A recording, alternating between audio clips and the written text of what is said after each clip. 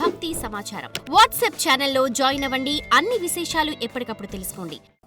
గురుగారు, ఈ నాగదోషం, నాగబంధం వీటి గురించి వివరించండి. తప్పనిసరిగా తల్లి. నాగబంధం అని అంటే మనిషి పుట్టుక దగ్గర నుంచి, అంటే ఒక జీవుడు పుట్టిన దగ్గర నుండి మన కంటికి కనపడనట్టు ఒక అతీతమైన శక్తి మనల్ని ఎలా అయితే నడిపిస్తుందని నేను చెబుతానో, అలాగే ఈ ప్రకృతి చరరాశుల్లో ఉండేటువంటి దేవతా స్వరూపం కలిగినటువంటి స్వరూపం ఇంకొకటి నాగులు. కాబట్టి ఒకప్పుడు ఈ నాగబంధ తంత్రాల్లో, నాగబంధ యంత్రాలలో కొన్ని అతీతమైనటువంటి శక్తితో కూడుకున్నటువంటి విద్యలు ఉన్నాయి. వీటిని భోగనాగ విద్యలు అని అంటారు, పాషాణ నాగ విద్యలు అంటారు, పశుపత నాగ విద్యలు అని అంటారు. ఇవి ఒక 12 రకాల విద్యలు ఉన్నాయి. మళ్ళీ ఈ నాగ విద్యల్లో ఒక్కొక్క విద్యకు ప్రతీక. ఒకళ్ళు ధనం దాస్తారు, ఒకళ్ళు ఉద్దేశపూర్వకంగా దాస్తారు, ఒకళ్ళు పాములు పెంచుతారు, ఒకళ్ళు పాములకు పెంచి వాటికి అలవాటు చేస్తారు, కొన్ని నిధి నిక్షేపాలు పెట్టి నేలమాలిగల్లో పెట్టి నాగబంధాలు వేస్తారు. ఇలా అనేక రకాలైనటువంటి బంధాలు ఉంటాయి. వీటన్నింటి గురించి మనకు తెలియాలి అని అంటే ఏదైనా సరే నిగూఢమైనటువంటి దానిని భద్రపరిచేటువంటి బంధాన్నే నాగబంధం అంటారు. ఈ నాగబంధం మానవాతీతులకి సాధ్యం కానిది కాబట్టి నాగబంధం అనేటువంటిది అప్పటి కాలం నుంచి వేసి ఉన్నది. ఆ కాలంలో వేసినటువంటి నాగబంధం ఎప్పటికీ మనకు రావాలి అని అంటే ఆ నాగబంధ సాధన అయి ఉండాలి, ఆ నాగ సాధన చేసి ఉండాలి, ఆ నాగబంధాలకు అతీతమై ఉండాలి. ఆ జన్మకారకం మనలో ఉంటేనే ఆ వారసత్వం మనకు అర్థమవుతుంది తప్ప మామూలుగా అయితే నాగబంధం అంటే 2 పాములు పెనవేసుకుంటే నాగబంధం అనేది మనకు తెలుస్తుంది. గురుగారు, ప్రతిరోజు ప్రతినిత్యం దేవాలయ సందర్శనం చేస్తూ ఇంత నాగుపాములకు అంటే విగ్రహాలకు నీళ్లు పోసో పాలు పోసో ఉపచారం చేస్తే కొంతవరకు ఉపశమనం ఉంటుందంటారా ఈ దోషాలకు సంబంధించి? అవన్నీ చెయ్యక్కర్లేదు తల్లి. స్వరూపం దగ్గరికి వెళ్ళి ఒకసారి నమస్కారం చేసుకుంటే చాలు. ఉదాహరణకు అక్కడ దేవత లేకపోయినా ఉన్నదని అనుకుని భావించండి. పుట్టలో పాము ఉందనుకుని వేస్తున్నామా లేదా? నిజంగా ఉందనుకుంటే అక్కడ ఉంటామా? అలాగే నేను ఈ అజ్ఞానాన్ని తొలగించుకుంటున్నాను, ఇన్ని భవబంధాల్లో నేను బ్రతుకుతున్నాను, నాకు ఇంతటి చక్కటి అవకాశాన్ని ఇచ్చినటువంటి ఆ పరమేశ్వరుడికి అని చెప్పి శిరస్సు ఉంచి నమస్కారం చేసుకుంటూ నీ మెడలో కంఠాభరణంగా ఉన్నటువంటి ఆ నాగదేవత ఈ నాగదేవత అని అనుకుంటూ ఈ సకల చరరాశుల్లోనూ కూడా నీ ఆధారభూతం చాలా ఉందని అనుకుంటూ అక్కడ ఉన్నా లేకపోయినా ఒక నమస్కారం చేసుకొని ఆ నామస్మరణ పలికితే చాలు. అందుకని ఎప్పటికీ కూడా ఆ భావం ఉంది కాబట్టి ఆ సర్ప యొక్క పేర్లు కలిసి వచ్చేలా పేర్లు చాలామంది చూస్తుంటాం మనం. నాగలక్ష్మి అని, నాగా అని, నాగేశ్వర. ఎందుకని అంటే ఆ బంధం భావబంధం. అంటే ఇది మళ్ళా పుట్టారా అంటే కాదండి. 84 లక్షల జీవరాశుల్లో ప్రతి వ్యక్తి పుట్టాలి, మరణించాలి, ఆ కర్మను మొయ్యాల్సిందే.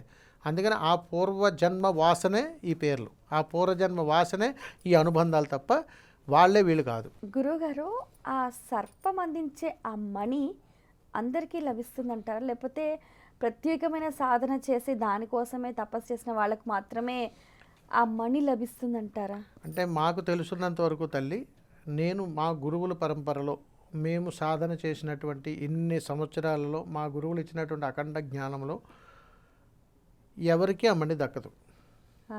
మనం సినిమాలో చూస్తాం, నిజ జీవితంలో ఆ మణి దక్కదు. ఎందుకనంటే ఎంతో సాధన యోగ పరంపర చేస్తే శంఖపాలకుడు తన కంఠంలో ఉన్నటువంటి మణిని తనైన స్వయంగా తీసుకొచ్చి అక్కడ అర్పించి వెళ్ళిపోతాడు. అది మణి అని మనం తెలుసుకునేటప్పటికి మన వయసు అయిపోతుంది, మనకు దొరుకుతుంది, అలా ఇచ్చి వెళ్ళిపోతాడు తప్ప ప్రత్యేకించి మనం దాన్ని ఆశించి యాచించి ప్రయాణం ఎక్కడా ఉండదు, జరగదు. ఒకవేళ అలా చేస్తే వీళ్ళందరినీ జయించి వెళ్ళాలని చెప్పాను ఇందా మీకు. అది అందుకని అది చాలా దైవతత్వంతో కూడుకున్నటువంటి సాధన, దైవతత్వంతో కూడుకున్నటువంటి అనుగ్రహం. ఎంత గొప్ప సాధనలు ఉన్నాయంటే తల్లి, మనం ఇక్కడే కూర్చొని ఆ నాగతంత్రంలో అదే సర్పాన్ని, ఏ సర్పం అయితే కాటేసిందో అదే సర్పాన్ని వెనక్కి పిలిపించవచ్చు. ఇప్పుడు ఇంకొకటి కూడా గురువుగారు, ఇప్పుడు పాము కాటు అని మనం చూస్తూ ఉంటాము. అయితే ఆ విషం శరీరంలోకి ఎక్కకుండా కూడా మంత్రాలు వేస్తుంటారు. ఇది జ్యోతిష శాస్త్రంలో కూడా ఉంది. అది ఎంతవరకు ఈ కలియుగంలో ఫలిస్తుందంటారా? 90% ఫలిస్తుంది. 90%? ఎందుకంటే మీకు ఇందాక చెప్పాను నేను. ఎట్లా అంటే సోమవారం, మంగళవారం, బుధవారం ఎలా అయితే అంటే ఏ రోజు ఏ సర్పం కరిచిందో ఆ మంత్రం వేస్తారు. మీకు దారి దొరికింది కదా.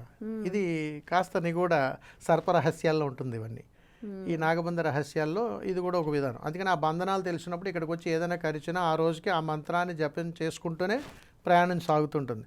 ఆ సాధన చేసేటువంటి వాళ్ళు కాస్త కూస్త మంచి గురువులను ఆశ్రయించి ఆ నాగానికి సంబంధించినటువంటి విధానంలో ఆ మంత్రాన్ని కాస్త ఉపాసన పొంది అది కూడా ఒకరోజు 2 రోజులు కాదు, కొన్ని సంవత్సరాలు ఆ ఉపాసన కొన్ని సంవత్సరాలు, సుమారు 18 సంవత్సరాలు పైబడాలి, లేదా పనిచేయదు అది. ఓకే. 18 సంవత్సరాలు పైబడినటువంటి వ్యక్తి ఆ మంత్రం చదివితే దాని విధానం పనిచేస్తుంది. అందుకని అది ఏ రోజు చేసింది, ఏ రోజు, ఏదో 11 రోజులు 20 రోజులు 41 రోజులు చేస్తే నమస్కారం, వాళ్ళందరికీ నమస్కారం, అప్పుడే వికటిస్తాయి. అందుకని అలాంటి ఉన్నటువంటి వాళ్ళు ఇప్పటికీ ఉన్నారు, ఇప్పటికీ అక్కడక్కడ ఉన్నారు. అసలు ఈ మంత్ర ఉపదేశం అనేది ఎవరు చేస్తారు, ఎలా చేస్తారు? ఈ మంత్ర ఉపదేశం చేసిన తర్వాత దాన్ని స్వీకరించిన తర్వాత కూడా ఆ ఉపాసన అనేది ఎలా జరగాలంటారు? మీరు గుర్తుపెట్టుకోండి తల్లి, మీరు ఇప్పుడు ఏదైతే అడిగారో రాసి పెట్టుకోండి, చరిత్రలో రాసి పెట్టుకోండి. ఆన్లైన్లో మంత్రం కావాలన్నా, పుస్తకంలో మంత్రం కావాలన్నా గుర్తుపెట్టుకోవాలి. మంత్రం అనేటువంటిది పరమ పవిత్రమైనటువంటిది. మంత్రాన్ని దాని అనుష్ఠానం పొంది సిద్ధి పొంది దాని విలువ తెలిసినటువంటి వాళ్ళని గురువు అంటారు. ఆ గురువుకి తారసపడి గురువును పట్టుకొని గురువు ద్వారా మంత్రాన్ని స్వీకరించేటువంటి దాని యోగ ప్రయాణం అని అంటారు. ఈ యోగ ప్రయాణంలో గురువు మనకు మంత్రాన్ని ఇవ్వగానే మనం ఏదో పెద్ద గురువులు అయిపోయినట్టు కాదండి. గురువు నుంచి మంత్రం పొందాలంటే మొట్టమొదట నువ్వు చెయ్యవలసినటువంటి కనీసపు మానవ ధర్మం గురువుతో 6 సంవత్సరాలు పనిచేయాలి. గురువు దగ్గర 6 సంవత్సరాలు సేవ చేయాలి. అప్పుడు గురువు నీకు ఉపాసన మంత్రం ఇస్తాడు. సిద్ధి మంత్రాలు ఇవ్వరు, ఉపాసన మంత్రం ఇస్తారు. ఉపాసన మంత్రం అంటే ఒక మంత్రం ఇచ్చి దీన్ని ధ్యానం చేసుకోనైనా అని చెబుతారు. నేను గురువు నుంచి మంత్రం పొందానండి, నాకు గురువు ఉన్నాడండి అని చెప్పేసి వెర్రవీగిపోతే అది అనర్థాలకు దారితీస్తుంది. సనాతన ధర్మం పరమ పవిత్రమైనటువంటిది. సనాతన ధర్మాన్ని కాపాడి తీరాల్సిందే. కాషాయం వేసుకున్నంత వరకు ధన్యవాదాలే. ఒక ధర్మాన్ని నమ్ముకున్నందుకు, ధర్మ ప్రయాణం చేస్తున్నందుకు శిరస్సు ఉంచి నమస్కారం చేయాలి, అందులో డౌట్ ఏం లేదు. కానీ మంత్రాన్ని అమ్ముకున్న, మంత్రాన్ని చులకనగా చూస్తే మాత్రం భారీ మూల్యం చెల్లించుకోక తప్పదు. అందుకని ఎప్పుడైనా సరే తల్లి, మంత్రాన్ని స్వీకరించాలనంటే గురువు దగ్గర 6 సంవత్సరాలు సేవ చేసి ఉండాలి. 6 సంవత్సరాలు అంటే ఎన్ని రోజులో లెక్కేసుకోండి. అన్ని రోజులు గురువు శ్వాసకు దగ్గరగా ఉండాల్సిందే. అప్పుడు గురువు ఇచ్చేటువంటి ఉపాసన మంత్రం, తరువాత ఉపాసన మంత్రం 6 సంవత్సరాలు నువ్వు ఖచ్చితంగా జపించాల్సిందే. అంటే ఎన్ని సంవత్సరాలు అయిందప్పటికీ? 12 సంవత్సరాలు నువ్వు గురువు దగ్గర తీసుకునేటువంటి మంత్రము, 6 సంవత్సరాలు నువ్వు చేసినటువంటి ఉపాసన వలన నీకు గురువు సిద్ధి పొందినటువంటి మంత్రాన్ని నీకు ఇవ్వడానికి అర్హత సంపాదించావు. ఎన్ని సంవత్సరాలు? 12 సంవత్సరాలలో నువ్వు ఎంత ప్రయాణం చేస్తే గురువు నీకు తన గురువు నుంచి తెచ్చుకున్నట్టు సిద్ధి పొందిన మంత్రం నీకు వారసత్వంగా ఇవ్వగలుగుతాడు. ఇది గురు పరంపర ద్వారా వచ్చే మంత్రం అంటారు. నువ్వు కాపాడుకుంటూ సమాజాన్ని కాపాడగలిగేటువంటి శక్తి మంత్రాన్ని సిద్ధి మంత్రం అంటారు. అది గురువు మాత్రమే ఇస్తాడంటారు. అంతే తప్ప ఇప్పుడు ఆన్లైన్లో ఫోన్లో మంత్రం ఇచ్చి 2 రోజులు ఇచ్చేసి నీకు ఉపాసన వచ్చింది, నీకు మంత్రం ఇచ్చేసానని చెప్పి వేసుకొని దండు పట్టుకుని తిరిగేస్తే అయిపోరు. ఒక ధర్మం ఉంది, ఒక ప్రయాణం ఉంది, ఒక యజ్ఞం ఉంది. సనాతన ధర్మంలో కొన్ని ప్రామాణికాలు ఉన్నాయి. అందుకని దీన్ని సాధన అంటారు. ఏమంటారు తల్లి? మీరే చెప్పండి. 10వ తరగతి 9 పాస్ అయ్యి 10లోకి వచ్చిన వాడికి 10వ తరగతి పాస్ అవ్వాలి ఎల్కేజీలో రాసేస్తారా? ఎంత కఠినమైన సాధన ఉంటుంది. 10వ తరగతిలోకి రాగానే ప్రారంభ రోజు ఎగ్జామ్స్ ఉంటాయా? మరి ఎప్పుడు ఉంటాయి? 365 రోజులు వాడు చదవాలి. సంపూర్ణ అయిన తర్వాతే అతను నేర్చుకున్నాడు కూడా ఒక పరీక్ష ఉంటుంది. ఇది గురువు ద్వారా మాత్రం జరుగుతుంది. అలాంటి గురువు మెప్పు పొంది సిద్ధి పొందిన తర్వాత ఇస్తారు. అలాంటి గురువు స్థాపించినటువంటి పీఠం అంటారు. నాకు కల్లోకి వచ్చిందండి, నేను పెట్టుకున్నానండి, నాకు దర్శనం అయిందండి, నేను కూర్చోబెట్టానండి, నేను ఏదో నాకు అనుభూతి పొందిందండి పెట్టానండి అంటే అది పీఠం అవ్వదు. నీ పూజ కదా అది, అంతవరకే. నేను పీఠాధిపతిని కాదు తల్లి, గుర్తుపెట్టుకోండి. నేను సాధకుణ్ణి. అనంతమైనటువంటి విద్యను ఇంకా సాధన చేస్తూనే ఉన్నాను. నేను పీఠాధిపతిని కాదు. కాబట్టి మా గురువుల పరంపర నుంచి వస్తున్నటువంటి మహాసాధన, ఆ పీఠానికి స్థాపనకి నేను ప్రయాణంలో ఉన్నాను. మా గురువులు ఇచ్చినటువంటి పీఠం ఏదైతే ఉందో ఆ పీఠ స్థాపన చేయాలి. ఆ పీఠ స్థాపన చేయడానికే ఈ మహాయజ్ఞం చేస్తున్నాను. ఒక ఆరా ఉండాలి. అందుకని ఆ యజ్ఞానికే ఈ శ్రీకారం అంతా. అందుకని నేను వెళ్ళేలోపు ఆ పీఠ స్థాపన జరుగుద్ది. ఒక చక్కటి పీఠాధిపతులు అవుతాం, మంచి ఆదర్శప్రాయంగా అవుతాం. దేశమంతా కూడా దశమహావిద్యలంతా కూడా వ్యాప్తి చెందేలా చేస్తాం. మా పరంపర అంతా కూడా కొనసాగుతుంది. అందుకని విద్య ఎవరి సొత్తు కాదు. ధర్మం కోసం ఎవ్వరు పాటుపడ్డా కానీ వారిని ఎప్పుడు గౌరవిస్తాం. ఇప్పుడు ఒక గురువు గారి దగ్గరికి ఒకరు ఒక సమస్యతోటి వెళ్ళినప్పుడు వారు ఒక మంత్రం ఇస్తారు. మరి దాన్ని ఏమనాలి? అది సాధనా మంత్రం, ఉపశమన మంత్రం. ఉపశమన మంత్రం. ఉపశమన మంత్రం అంటే మంత్రాలకి చింతకాయలు రాలుతాయని ఉండదు. ఒక గురువు దగ్గరికి వెళ్ళినప్పుడు తను నేర్చుకున్నటువంటి సిద్ధ మంత్రాలలో కొన్ని సంవత్సరాల నుంచి సాధన చేస్తున్నాడు కాబట్టి తన శ్వాస ఉచ్ఛ్వాసల నడుము నుంచి వచ్చినటువంటి ఏ అక్షరాలైనా సరే ఉపశమన మంత్రాలు అంటారు. ఈ ఉపశమన మంత్రాలు తీసుకుని ఈ ఉపాసన మంత్రం పొందామని అనుకోకూడదు. అందుకని స్వామీజీల దగ్గరికి వెళ్ళినా, గురువుల దగ్గరికి వెళ్ళినా, ఎవరి దగ్గరికి వెళ్ళినా కానీ ఒక వ్యక్తిని అన్ని రకాలుగా వాళ్ళు తీర్చిదిద్దే ప్రయత్నమే చేస్తారు. అది మంత్రమో, తంత్రమో, పూజో, యాగమో, యజ్ఞమో, జ్ఞానమో ఏదో ఒకటి, ఏదో ఒక రూపంలో మనిషిని పూర్వవైభవం తీసుకొచ్చి చేసేటువంటి ప్రయత్నం. వీళ్ళు ఇదే చేయాలని లేదు. అనేక రూపాల్లో సనాతన ధర్మం ఉంది. దాన్ని బ్రతికించడం కోసం అనేక మంది అనేక రూపాల్లో ప్రయాణం చేస్తారు.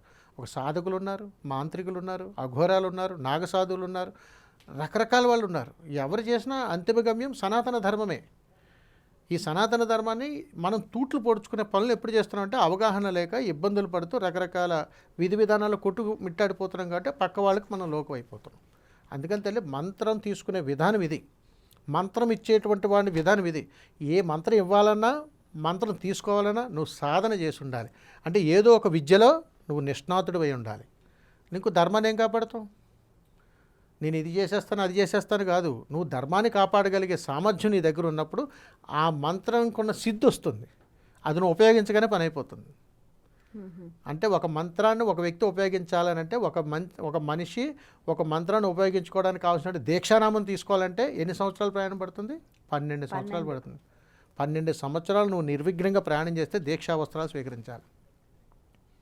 12 సంవత్సరాలు నువ్వు నిర్విఘ్నంగా చేస్తే దీక్షా నామం పఠించాలి. 12 సంవత్సరాలు నిర్విఘ్నంగా వెళ్తేనే నీకు గురువు సిద్ధి పొందిన మంత్రం ఇస్తాడు. ఎంత విశేషమైన వైభవం ఉంది దీంట్లో. ఇదంతా మనం తెలుసుకోవాలి తల్లి. ఓవర్ నైట్లో వచ్చేది కాదు, ఆన్లైన్లో దొరికేది కాదు. ఇప్పుడు నేను చెప్పిన తర్వాత సంఘ విద్రోహ శక్తులు నా మీద దాడి చేస్తుంటాయి రకరకాల మెసేజ్లతో.